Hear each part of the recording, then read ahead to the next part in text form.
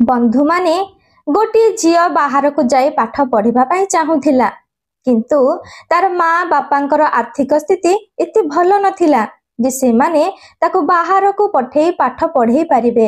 किंतु से झीलटी बहुत व्यस्त आ चिंतारे रही कांदिबार लगुछि।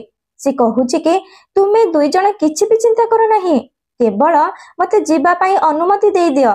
पाठ पढ़ार खर्च मु निजे ही उठेई देबी। तेणु से एई सर्तरे घरु बाहर को चली जाउछि आ सहर को जाई गोटे रूम भड़ा नहीं रही जाउछि। किंतु से किछि दिन भितरे एते असुविधा रे रहुछि जे ता पाखरे खाइबा पई मध्य पैसा रहुनी, एपरिके घर भड़ा दबा पई मध्य पैसा रहुनी। बंधु माने से एते मजबूरी रही जाउछि जे घर भड़ा बदल रे मालिक सहित गोटी राति बितेबा पई राजी होई जाउछि। तार बहुत बड़ दुर्दशा होई जाउछि। बंधु माने आपण माने सुनिले भी बहुत भावना रे रही जिवे। कौन से पढ़ी पारुछि आ तार स्वप्न को पूरण करिबारे सफल होई जाउछि। बंधु माने बहुत भल कहानी थिए। कहानीटी को आरंभ रु शेष पर्यंत सुनिबा पई मु अनुरोध करूछि। आसंतु जानिबा पूरा कहानी ए वीडियो माध्यम रे। किंतु कहानी को आरंभ करिबा पूर्वरु आपण समस्त को मोर सेई छोट अनुरोध कि वीडियोटी भल लागितिले वीडियो को लाइक शेयर करबा सहित मो चैनल को टिके सब्सक्राइब मध्य करिदेबे। बंधु माने ए कहानीटी हेउची अनुगुल जिल्लार गोटे छोट गाँरु जने झियो जहार ना हेउची सलोनी। से +2 रे बहुत भल नंबर रखी पास करूची। से घर को आसी तार माँ को कहूची कि माँ मु आगो को कटक जाई पाठ पढ़िया पई चाहूची। किंतु तार माँ ताकू सफा सफा मना करि देउछंती। कारण तार बापा बहुत मद पीबा कारण तार माँ सबु बेले बहुत चिंतारे रहुथिले। आउ एपटे सलोनी हेउची तांको घरर बड़ झियो। तार आउ दुई जण छोट भाई आउ जणे भौणी थिला। तो एबे तार माँ कहउछंती कि तू तो तोर बाबांको अवस्था विषय बहुत भलरे जानिछु।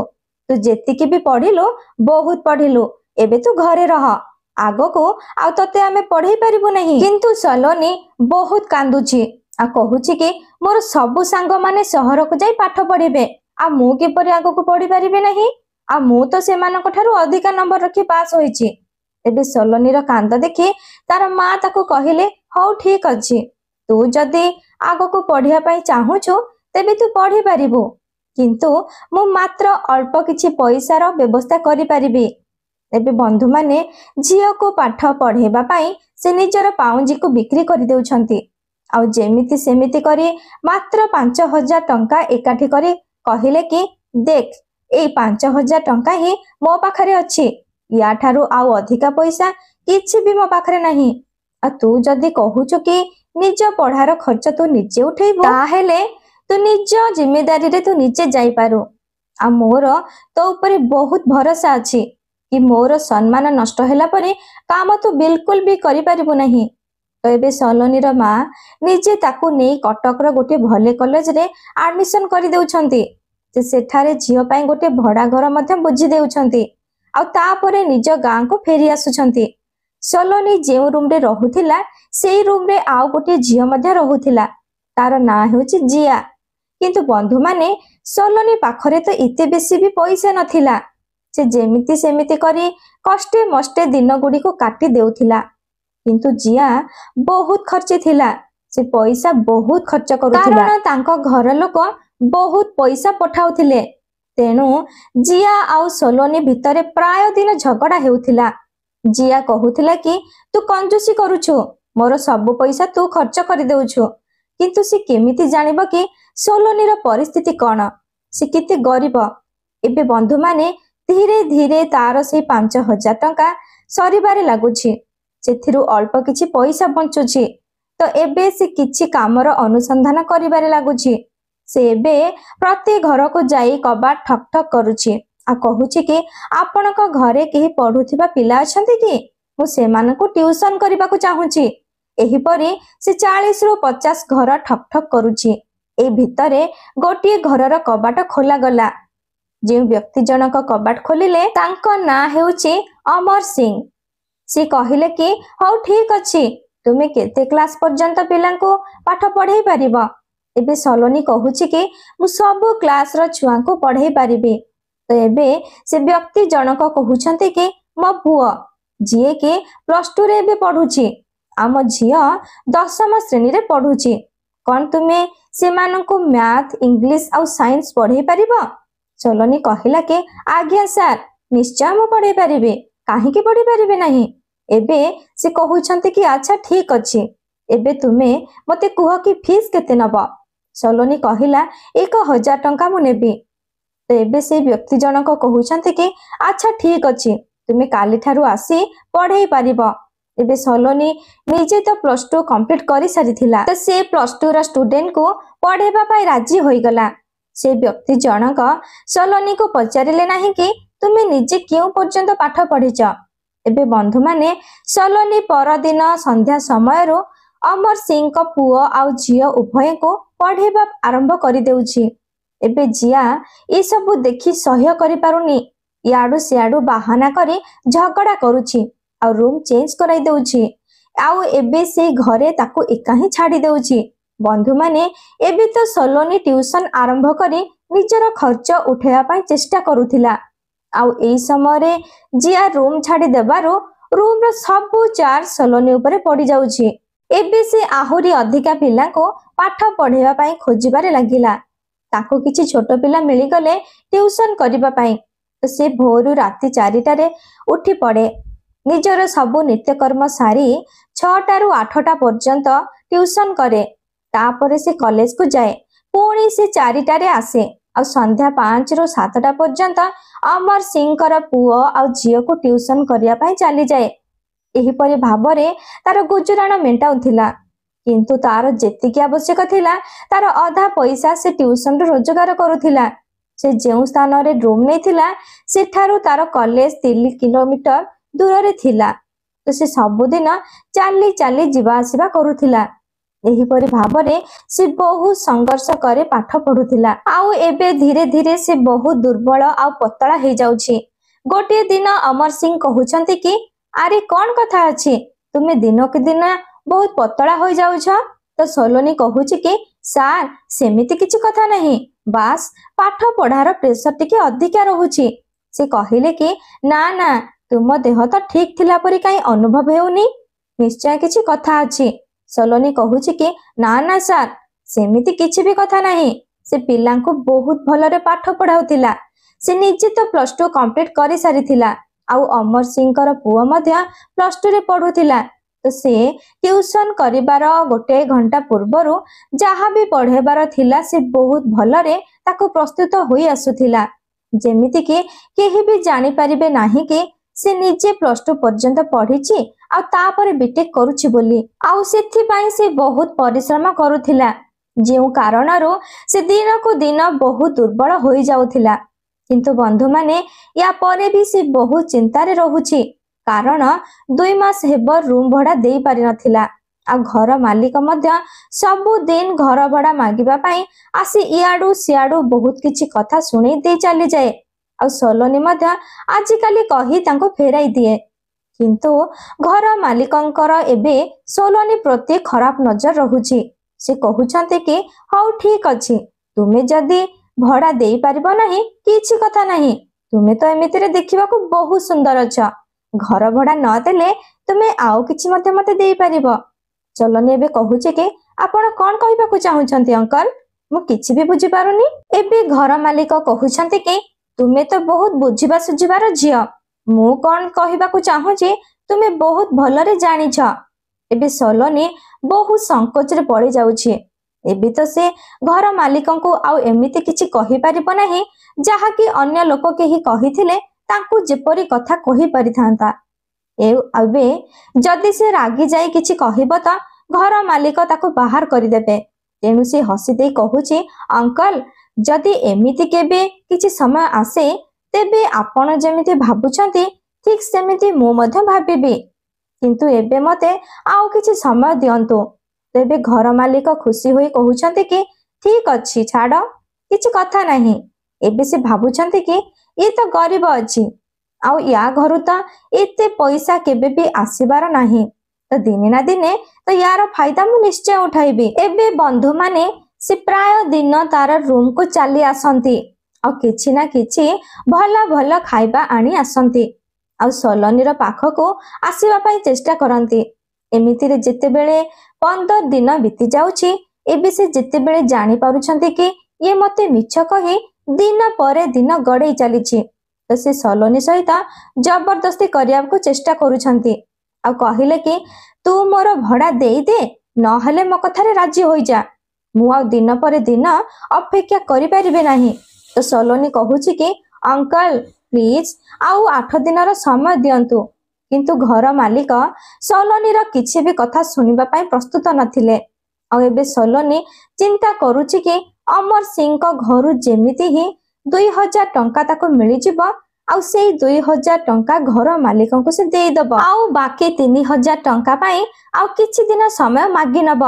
କିନ୍ତୁ ଅମର ସିଂଙ୍କ ପାଖରୁ ମଧ୍ୟ ତାକୁ ପଇସା ମିଳୁନି ଆଉ ସେ ମଧ୍ୟ କାହିଁକି କେଜାଣି 10-15 ଦିନର ସମୟ ଲଗେଇ ଦେଉଛନ୍ତି। ଆଉ ଏପଟେ ସଲୋନୀ ମଧ୍ୟ ଏଇ ଆଶାରେ ରହିଯାଉଛି କି ଆଜି ନହେଲେ କାଲି ଦେଇଦେବେ, ତେଣୁ ସେ ଘର ମାଲିକଙ୍କୁ ମଧ୍ୟ ଆଜିକାଲି ଦେଇଦେବି କହି ଦିନ ପରେ ଦିନ ଗଡେଇ ଦେଉଛି। ଗୋଟିଏ ଦିନ ଘର ମାଲିକ ରାଗି ଯାଇ କହୁଛି କି ଆଜି ତୁମେ ମୋ ଘର ଭଡା ଦେଇଦିଅ, ନଚେତ୍ ମୋ କଥାରେ ରାଜି ହୋଇଯାଅ।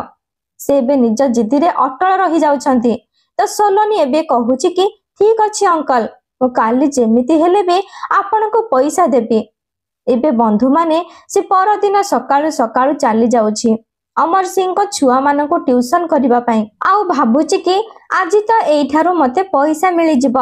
କିନ୍ତୁ ସେ ଯେତେବେଳେ 7ଟା ପର୍ଯ୍ୟନ୍ତ ଟ୍ୟୁସନ କରୁଛି ଆଉ ଏମିତିରେ 7:30 ମଧ୍ୟ ହୋଇଯାଉଛି, ତ ଏଇ ସମୟରେ ଝିଅଟି କହୁଛି କି କଣ ହେଲା ଦିଦି, ଆପଣ ଆଜି ଆପଣଙ୍କ ରୁମକୁ ଯିବେ ନାହିଁ କି? ତ ସଲୋନୀ କହୁଛି କି ନା ମୁଁ ଆଜି ଯିବି ନାହିଁ। କଣ ହେଲା, ମୁଁ କଣ ତୁମ ଘରେ ରହିପାରିବି ନାହିଁ କି? ଏବେ ସେ ଝିଅଟି ଖୁସି ହୋଇ କହୁଛି କାହିଁକି ରହିପାରିବେନି, ବିଲକୁଲ ରହିପାରିବେ, ଇଏ ତ ବହୁତ ଭଲ କଥା। ପୁଣି ଅଧା ଘଣ୍ଟା ବିତି ଯାଉଛି, ପୁଣି ସେ ଝିଅଟି କହୁଛି କି କଣ ହେଲା ଦିଦି, ଆପଣ ସତରେ ଘରକୁ ଯିବେ ନାହିଁ କି? ସଲୋନୀ କହୁଛି କି ହଁ ସତରେ ଆଜି ମୁଁ ଯିବିନି, ମୁଁ ଆଜି ତୁମ ଘରେ ରହିବି। ଏବେ ଯେତେବେଳେ ଅମର ସିଂ ଦେଖୁଛନ୍ତି କି ଏତେ ସମୟ ହେଲାଣି, ଆଜି ଏବେ ପର୍ଯ୍ୟନ୍ତ ପଢା ଚାଲିଛି, ତ ଏବେ ସେ ସଲୋନୀକୁ କହୁଛନ୍ତି କି ଆଜି କଣ ରୁମକୁ ଯିବେ ନାହିଁ କି? ସଲୋନୀ କିଛି କହିବା ପୂର୍ବରୁ ତାଙ୍କ ଝିଅ କହିଦେଉଛି କି ନା ଦିଦି ଆଜି ଏଇଠାରେ ହିଁ ରହିବେ, ସେ ଆଜି ଯିବେନି। ତ ସେ ହସି ଦେଉଛନ୍ତି ଆଉ କହୁଛନ୍ତି କି ଚାଲ, ଇଏ ତ ବହୁତ ଭଲ କଥା। ଏବେ ଅମର ସିଂଙ୍କର ସ୍ତ୍ରୀ ଚିନ୍ତା କରୁଛନ୍ତି କି ଆଜି ଇଏ କାହିଁକି ରହିବା ପାଇଁ ଚାହୁଁଛନ୍ତି। ଆଉ ସେ ଅମର ସିଂଙ୍କୁ ୟା ପୂର୍ବରୁ ବି କହିଥିଲେ କି ଏଇ ଝିଅଟି ହେଉଛି ବହୁତ କମ ବୟସର ଝିଅ ଆଉ ଆଦିତ୍ୟ ଯିଏକି ତାଙ୍କ ପୁଅ, ସେ ମଧ୍ୟ ତାର ବୟସର। ଆଉ ଏପରି ନ ହଉ କି ସେ ୟାକୁ ପ୍ରେମ ଜାଲରେ ଫସେଇ ନ ଦଉ କି ତାକୁ ଖରାପ ନ କରିଦେଉ। ତ ସେ ଏବେ ତାଙ୍କ ସ୍ୱାମୀକୁ କହୁଛନ୍ତି କି ଆଉ ଏମିତି କିଛି କଥା ନାହିଁ ତ? ଅମର ସିଂ କହୁଛନ୍ତି କି ଆରେ ନାଇଁ, ଏମିତି କିଛି କଥା ନାହିଁ, ଆଗରୁ ତ କେବେ ବି ରହିବା ପାଇଁ କହି ନଥିଲା, ଆଜି ଗୋଟିଏ ଦିନ କହୁଛି ରହିବା ପାଇଁ। ଏବେ ବନ୍ଧୁମାନେ ସଲୋନୀ ତ ନିଷ୍ପତ୍ତି ନେଇ ସାରିଛି ରହିବା ପାଇଁ, କାରଣ ସେ ତ ବହୁତ ଭଲରେ ଜାଣିଛି କି ଘର ମାଲିକ କେଉଁ ସର୍ତ୍ତ ତା ସହିତ ରଖିଛନ୍ତି, ତ ସେଥିପାଇଁ ସେ ଆଜି ଯିବାକୁ ହିଁ ଚାହୁଁନଥିଲା। ଏବେ ରାତି 9ଟା ହୋଇଯାଉଛି, ସଲୋନୀ ଟ୍ୟୁସନ ବନ୍ଦ କରି ସେଇ ଜାଗାରେ ହିଁ ବସି ପଡୁଛି। ଏବେ ସେମାନେ ତା ସହିତ କଥା କଥାରେ ପଚାରିଲେ କି ଦିନରେ କଣ ଖାଇବ? ସଲୋନୀ କହିଲା କି ଯାହା ଆପଣମାନେ ଖାଇବେ ମୁଁ ମଧ୍ୟ ସେଇଆ ଖାଇନେବି। ତ ତା ପାଇଁ ବହୁତ ଭଲରେ ଖାଇବା ବନେଇଲେ। ଖାଇବା ଖାଇ ସାରିବା ପରେ ଅମର ସିଂଙ୍କର ସ୍ତ୍ରୀ ତ ପ୍ରଥମରୁ ସଲୋନୀ ଉପରେ ନଜର ରଖିଥିଲେ, ତ ସେ ତାଙ୍କ ନିଜ ପାଖରେ ହିଁ ଶୁଆଇଲେ ତାକୁ। ଏବେ ରାତିରେ ତା ସହିତ କଥା ହେବାରେ ଲାଗିଲେ ଆଉ ଜାଣିବାକୁ ଚାହିଁଲେ କି ୟାର ବ୍ୟାକଗ୍ରାଉଣ୍ଡ କଣ। ଆଉ ସାରା ରାତି ତା ମୋବାଇଲକୁ ଘର ମାଲିକଙ୍କର ଫୋନ ଆସିବାରେ ଲାଗିଲା, ତ ସଲୋନୀ ତାର ମୋବାଇଲକୁ ସାଇଲେଣ୍ଟ କରିଦେଲା। ଏବେ ଅମର ସିଂଙ୍କର ସ୍ତ୍ରୀ ଦେଖୁଛନ୍ତି କି ସଲୋନୀର ଫୋନକୁ ବାରମ୍ବାର ଗୋଟେ କଲ ଆସୁଛି ଆଉ ସେ ରିସିଭ ନ କରି ସାଇଲେଣ୍ଟ କରିଦେଉଛି। ତ ସେ ଏବେ ପଚାରୁଛନ୍ତି କି କାହାର ଫୋନ ଆସୁଛି? ତ ସଲୋନୀ କହିଲା କି ଘର ମାଲିକଙ୍କର ଫୋନ ଆସୁଛି, ବୋଧହୁଏ ସେ ଜାଣିବାକୁ ଚାହୁଁଛନ୍ତି କି ମୁଁ ଆଜି କାହିଁକି ରୁମକୁ ଯାଇନି ଆଉ ତାଙ୍କୁ ତ ଗେଟ୍ ବି ବନ୍ଦ କରିବାର ଅଛି ସବୁ ଲୋକ ଘରକୁ ଆସିଲା ପରେ। ଏବେ ସେ କହୁଛନ୍ତି କି ଗୋଟିଏ ଥର ତ ଫୋନ ଉଠେଇ କହିଦେବାର ଅଛି ନା ତୁମେ କାହିଁକି ଯିବନି। ସଲୋନୀ କହିଲା କି ସେ ତ ସବୁବେଳେ ଏମିତି ହିଁ ହଇରାଣ କରନ୍ତି, ଆଉ ତାଙ୍କୁ କଣ ମୁଁ କହିବି। ଏବେ ଅମର ସିଂଙ୍କର ସ୍ତ୍ରୀ ସଲୋନୀ ସହିତ ଟିକେ ଗମ୍ଭୀର ଭାବରେ କଥାବାର୍ତ୍ତା ହେଉଛନ୍ତି। ତାର ପରିବାର ବିଷୟରେ ଜାଣିବା ପାଇଁ ଚେଷ୍ଟା କରୁଛନ୍ତି ଆଉ ତାକୁ ପଚାରୁଛନ୍ତି କି ତୁମ ବାପା ମା କଣ କରୁଛନ୍ତି, କେଉଁଠାରେ ତୁମ ଘର, ଆଉ ତୁମେ ବିଏସସି କେଉଁଠାରେ କମ୍ପ୍ଲିଟ କରିଛ। ଆଉ ଏବେ ସେ ଯେତେବେଳେ ବେଶୀ କିଛି ପଚାରୁଛନ୍ତି ତ ସେ ବହୁତ କାନ୍ଦିବାରେ ଲାଗୁଛି ଆଉ ସେ ସବୁ କଥା ଖୋଲି କହିଦେଉଛି କି ମୁଁ କେତେ କଷ୍ଟରେ ଅଛି ଆଉ ଆଗକୁ ମୁଁ ପଢିବାକୁ ଚାହୁଁଛି। ଆଉ ମୁଁ ଆଜି ଭାବୁଥିଲି କି ଆପଣ ଯଦି ଟ୍ୟୁସନ ପଇସା ମତେ ଦେଇ ଦେଇଥାନ୍ତେ ତେବେ ମୋ ଘର ମାଲିକଙ୍କୁ ଦେଇ ଦେଇଥାନ୍ତେ ଆଉ ସେ ମୋର ପିଛା ଛାଡି ଦେଇଥାନ୍ତେ। ଏବେ ଆଉ ସେ କାନ୍ଦିବାରେ ଲାଗୁଛି ତ ସେ ମଧ୍ୟ ତାର କଥା ଶୁଣି ବହୁତ ଦୁଃଖିତ ଅନୁଭବ କରୁଛନ୍ତି। ତୁମେ କଣ କହୁଛ, ଏତେ ସଂଘର୍ଷ ପରେ ମଧ୍ୟ ତୁମେ ପାଠ ପଢୁଛ। ଏବେ ସେ କହୁଛି କି ହଁ ଆଣ୍ଟି, ମୁଁ ଏମିତି ହିଁ ଚଳୁଛି, କିନ୍ତୁ ଆଣ୍ଟି ଏବେ ଆପଣ ଆଉ ଟ୍ୟୁସନ ଛଡେଇ ଦେବେ ନାହିଁ, ମୁଁ ତ ଆପଣଙ୍କ ଛୁଆଙ୍କୁ ବହୁତ ଭଲରେ ପଢାଉଛି। ଏବେ ସେ କହୁଛନ୍ତି କି ଆରେ ତୁମେ ଏସବୁ କଣ କହୁଛ। ପରଦିନ ସକାଳୁ ଅମର ସିଂଙ୍କୁ ତାଙ୍କର ସ୍ତ୍ରୀ ସଲୋନୀ ବିଷୟରେ ସବୁ କଥା କହିଦେଉଛନ୍ତି। ଏବେ ଅମର ସିଂ କହୁଛନ୍ତି କି ତୁମେ ଯଦି ପ୍ରଥମରୁ ମତେ ଏଇ ସବୁ କଥା କହିଦେଇଥାନ୍ତ ତ ମୁଁ କିଛି ସାହାଯ୍ୟ କରିପାରିଥାନ୍ତି, କିନ୍ତୁ ତୁମେ ଆମକୁ ଜଣେଇଲ ନାହିଁ କାହିଁକି। ଏବେ ସେ କହୁଛନ୍ତି କି ଏବେଠାରୁ ତୁମେ ଆଉ ଚିନ୍ତା କରିବା କିଛି ବି ଦରକାର ନାହିଁ। ମୋର ଯେମିତି ଦୁଇ ଛୁଆ ପଢୁଛନ୍ତି ତୁମେ ବି ଠିକ ଆମ ଛୁଆମାନଙ୍କ ପରି ପାଠ ପଢିବ। ଏବେ ସେ ସଲୋନୀର ସବୁ ପଢାର ଖର୍ଚ୍ଚ ଉଠାଉଛନ୍ତି ଆଉ ପରଦିନ ସେ ଯାଇ ଘର ମାଲିକକୁ ଧମକ ଦେଉଛନ୍ତି ଆଉ କହୁଛନ୍ତି କି ତୁମ ନାଁରେ ଏବେ ମୁଁ ପୋଲିସ ଷ୍ଟେସନରେ କମ୍ପ୍ଲେନ କରିବି। ତୁମର ସାହସ କେମିତି ହେଲା ଜଣେ ଝିଅର ଫାଇଦା ଉଠାଇବା ପାଇଁ। ବନ୍ଧୁମାନେ ଏବେ ଘର ମାଲିକ ଭୁଲ ମାଗୁଛନ୍ତି। ଏବେ ସଲୋନୀକୁ ସେଇଠାରୁ ନେଇ ଗୋଟିଏ ଗାର୍ଲସ ହଷ୍ଟେଲରେ ରଖୁଛନ୍ତି। ଏବେ ସେ କହୁଛନ୍ତି କି ତୁମର ସବୁ ଖର୍ଚ୍ଚର ଦାୟିତ୍ୱ ମୁଁ ନେବି, କିନ୍ତୁ ତୁମ ଘର ଲୋକଙ୍କୁ କିଛି ବି ଜଣାଇବ ନାହିଁ। ଏହା ଭିତରେ ସଲୋନୀର ବିଟେକ୍ କମ୍ପ୍ଲିଟ ହୋଇଯାଉଛି ଆଉ ତାପରେ ସେ ବ୍ୟାଙ୍କିଙ୍ଗର ପରୀକ୍ଷା ଦେଇ ପାସ୍ କରିନେଉଛି ଆଉ ସେ ମଧ୍ୟ ଜଣେ ବ୍ୟାଙ୍କ ମ୍ୟାନେଜର ହୋଇଯାଉଛି। ଆଉ ଅମର ସିଂଙ୍କର ପୁଅ ମଧ୍ୟ ବ୍ୟାଙ୍କିଙ୍ଗ ଏକ୍ଜାମରେ ପାସ୍ ହେଇଯାଉଛି ଆଉ ସେ ମଧ୍ୟ ଜଣେ ବ୍ୟାଙ୍କ ମ୍ୟାନେଜର ବନିଯାଉଛି। ବନ୍ଧୁମାନେ ସଲୋନୀ ମଝିରେ ମଝିରେ ନିଜ ଘରକୁ ବୁଲିବାକୁ ଯାଏ, କିନ୍ତୁ କେବେ କିଛି କୁହେ ନାହିଁ କି ଏମିତି ଜଣେ କେହି ମୋର ସାହାଯ୍ୟ କରୁଛନ୍ତି ବୋଲି। ଆଉ ଶେଷରେ ସେ ବ୍ୟାଙ୍କ ମ୍ୟାନେଜର ବନିଯାଉଛି ଆଉ ଅମର ସିଂଙ୍କର ପୁଅ ମଧ୍ୟ ମ୍ୟାନେଜର ବନିଯାଉଛି।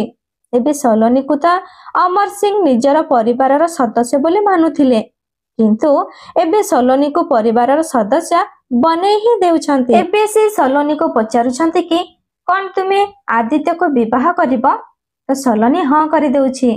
ଆଉ ଏମିତିରେ ବି ଆଦିତ୍ୟ ମନେ ମନେ ସଲୋନୀକୁ ପସନ୍ଦ କରୁଥିଲା ଆଉ ୟା ପରେ ପୁରା ନୀତି ନିୟମ ଆଉ ଦୁଇ ପରିବାରର ସହମତିରେ ଦୁଇ ଜଣଙ୍କର ବିବାହ ହୋଇଯାଉଛି। ଏବେ ଦୁଇ ପରିବାର ହସ ଖୁସିରେ ରହୁଛନ୍ତି।